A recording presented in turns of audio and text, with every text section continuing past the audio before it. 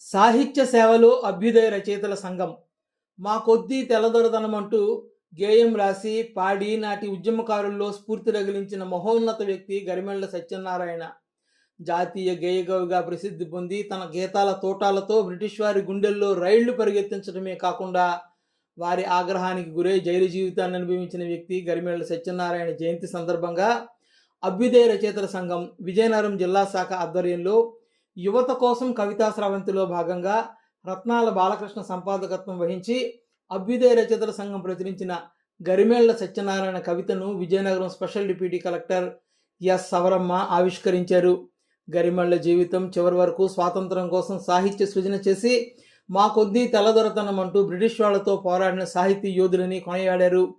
జీవిత చరమాంకంలో అత్యంత దయనీయమైన జీవితం గడిపిన గరిమెళ్లకు తెలుగు ప్రజలందరూ రుణపడి ఉంటారని పేర్కొన్నారు.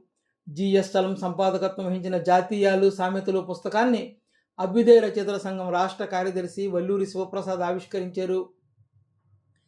తెలుగు భాష ప్రజలకు దూరం అవుతున్న తరుణంలో మన మౌఖిక సాహిత్యాన్ని పదిలిపరుచుకోవాల్సిన అవసరం, బాధ్యత మనందరిపైన ఉందని, అందుకోసం జాతీయాలు సామెతల పుస్తకం వెలువరించడం ఆనందదాయకమని హర్షాన్ని వెలుబుచ్చారు.